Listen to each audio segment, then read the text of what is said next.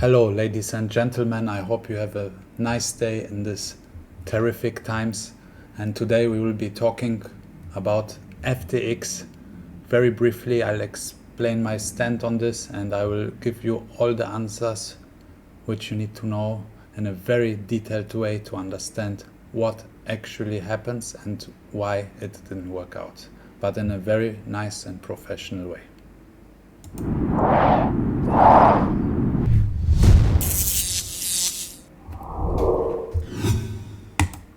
So yes, welcome. So my friends, the last 2 weeks were crazy. For me, the last 3-4 months and 6 months were even crazy. I'm so busy building my project, Bonuz. But what's really crazy was last week, and the worst thing what ever happened to the whole industry in crypto, the downfall of FTX and the way it was dealt. It is very sad, and so many lost their money. I lost personal money, all my stakings, everything what was there gone. I would have never thought that. Who would ever think that of a exchange which is run by a genius like SBF, and genius before we thought of, and we also thought that he would bail everybody out because he was buying companies left and right which were about to go to bankruptcy. But now we learned the scheme that it was not what it appeared to be. And unfortunately, a lot of people had money stuck in the FTX account in the centralized exchange and lost it. Anyhow, guys, there's some specialists here, like the gentleman right here. Let's move this camera. Howard Marks. Very intelligent individual, and he will be speaking and explaining in this amazing video on Kitco, interviewed by David Lin, what actually happened and why it happened. And just listen for the next 10 minutes and you will have a clear answer. Thank you. Down about 90% after Binance dumped it. Let's break down what happened afterward. A lot of investors can't withdraw their cryptocurrencies and holdings from the platform. Sam Bankman-Fried personally published a series of apologies today on Twitter. What is your take on how this is impacting the broader crypto sphere? Well, I think this is a classic run on the bank story. It's very simple. It's not complicated. There was some bad news that was tweeted about the company, and people panicked and wanted to withdraw all their money. But the problem was, unbeknown to these investors, is the company was lending the money to one of its affiliates. And so when they want to take all their money out, it isn't there. So if you think about a run on the bank, that's happened a long time ago in the Great Depression. And the Federal Reserve and all the regulators have put some very special circuit breakers on banks so that run on the bank does not hurt consumers and investors. Well, in this case, FTX is not regulated, so there were no circuit breakers and there were no warnings prior to this run on the bank. And so at the end of the day, they couldn't pay all of the investors, and here you are in a situation where the company is going to stop the withdrawals, and who knows what happens next. Another issue is that Alameda Research, which is the firm tied to FTX, which is another firm that Sam Bankman-Fried, founder of FTX, founded, had a significant holding of FTX token. So here you have a company that's an affiliate of FTX that basically has a lot of holdings, and basically your company that you founded, the valuation of that company is significantly based on the valuation of a token of that particular that is an offshoot of that particular company. That in itself wouldn't really be a problem typically, right? Except in this case. Yeah, that's not an issue at all. The token does not represent the equity of the company. The token is just a token. The issue we're talking about here is the money that the investors put in the accounts, and they need to take them out. That's the issue we're talking about. So they would stake their tokens, whatever it is, Ethereum and Bitcoin and any kind of token, and expect that they can withdraw them at any time. But that's not the case. And that is why there was a panic. People did not know what to expect. So when you are in an uncertain time and you're reading Twitter, which it seems where all the news is happening, then you're going to make a move, which is simple. I want my money back. And so Alameda Research was loaned money from those investors and put into their company, unbeknown to them. And then they did some kind of alchemy, and who knows what happened. Maybe they've made some bad bets, who knows. But that money did not return. Okay. Isn't that sort of the model that traditional CeFi banks operate on? You have deposits that you give to your bank, and the friends, listen to this part. This is very important because this is actually how banks are allowed to do it. It's called fractional banking. And I learned this only in the last 2 weeks. I didn't know this part before. So banks are actually allowed to trade and do things with our money. But for exchanges, there's no regulation or rule for that. And it's actually very illegal. And there were even much more things. But this interview, explains it very well to the point. So please stay tuned and listen to the end. Bank lends them out to other either depositors or creditors or other firms. This is not a new model, correct? That is correct. But here's the one main difference between the two models that you are mentioning. One, the model of a bank has regulators who are reviewing on a monthly basis the financials of the company. They have circuit breakers. So if they do not meet the net capital rules, there are methods for stopping the losses. And there is FDIC insurance, which is an insurance program where each account holder is insured up to a certain amount of money, which is about $300,000.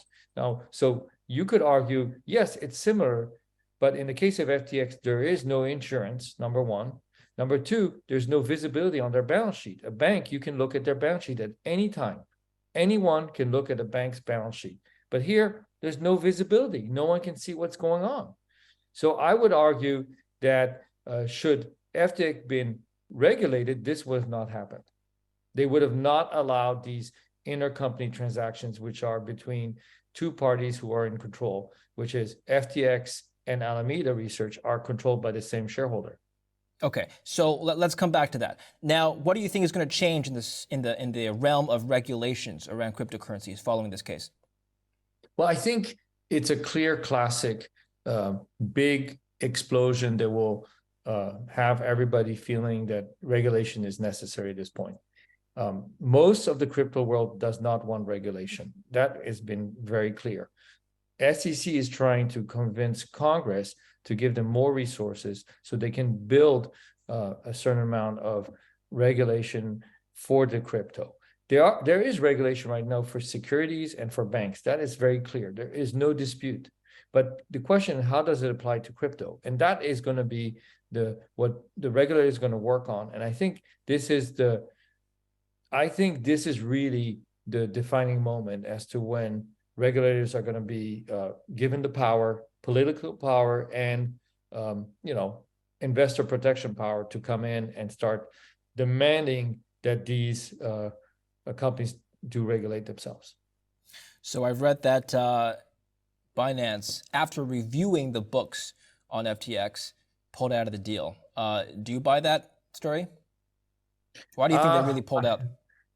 I think they really pulled out because the mess was too big. It puts them at risk.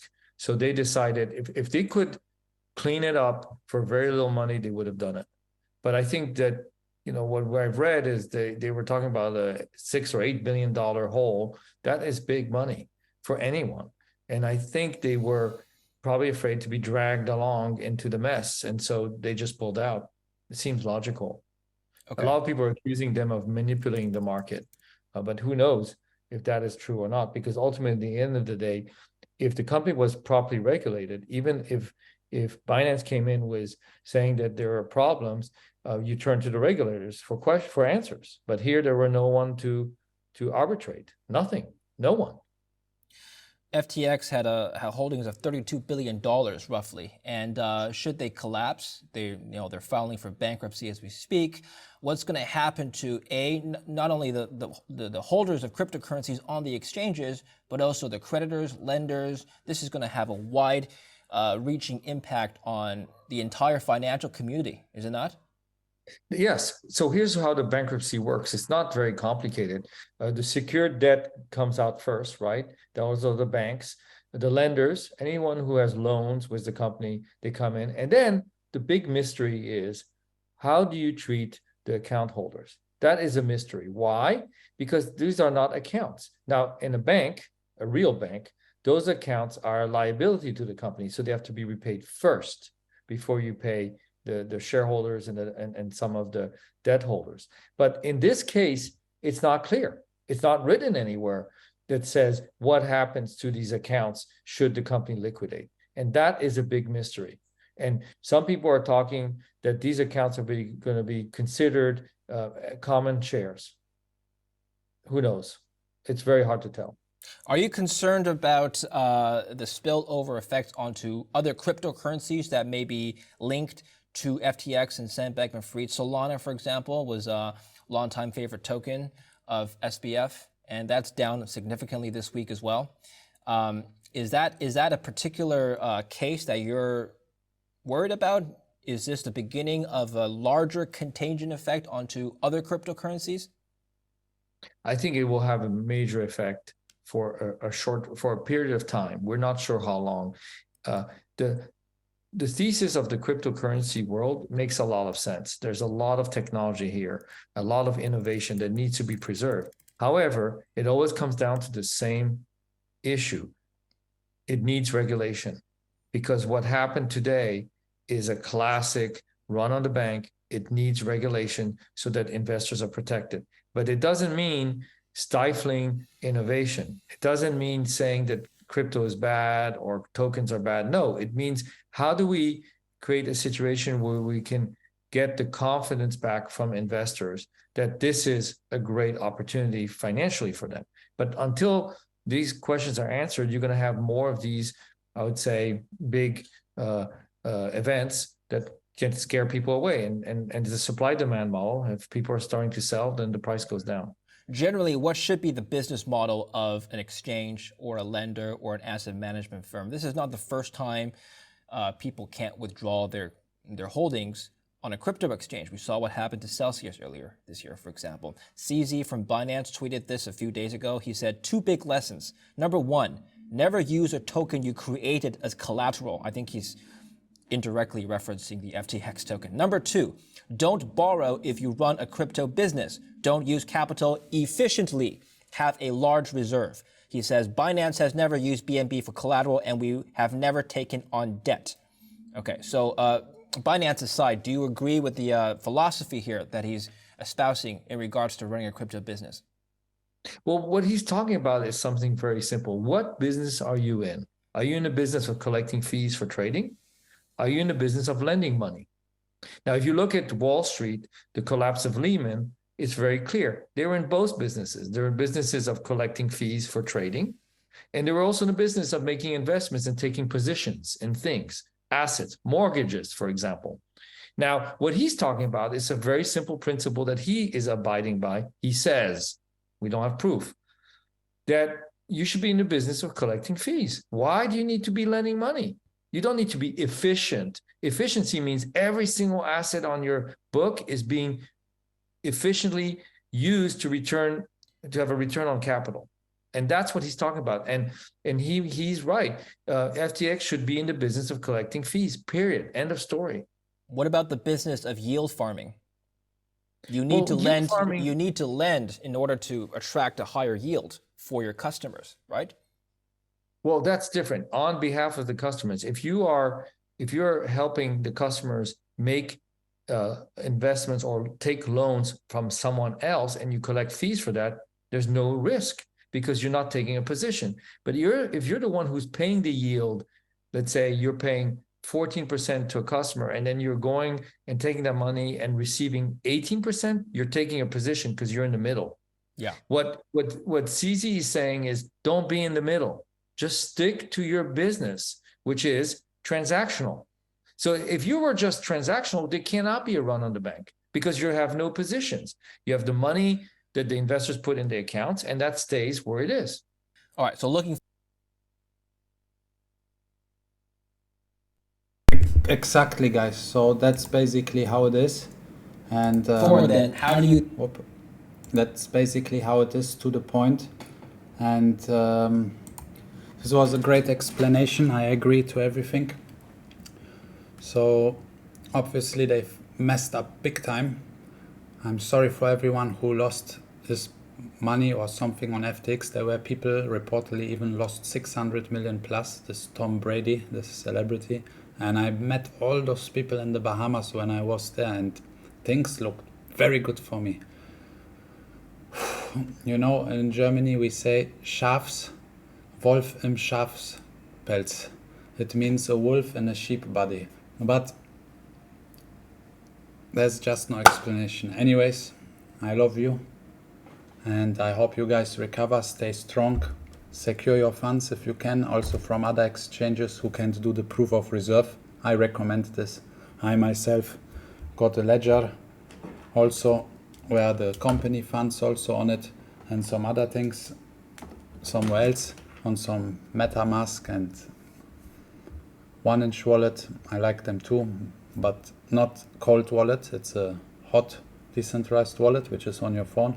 But the safest way is to have the cold wallet, like a Trezor or a Ledger.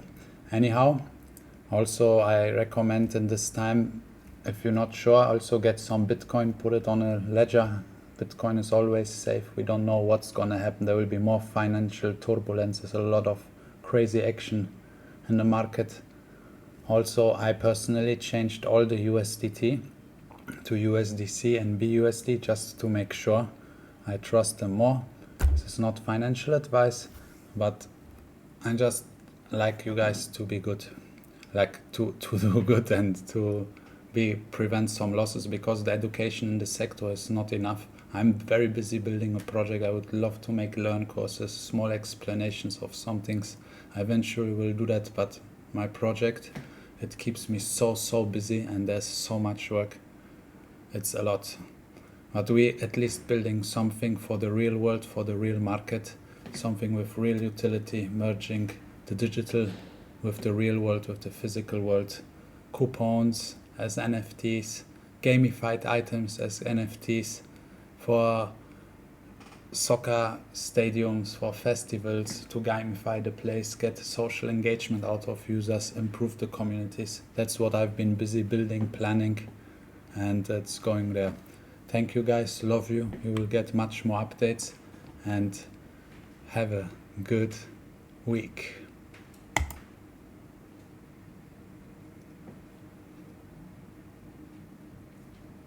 We done.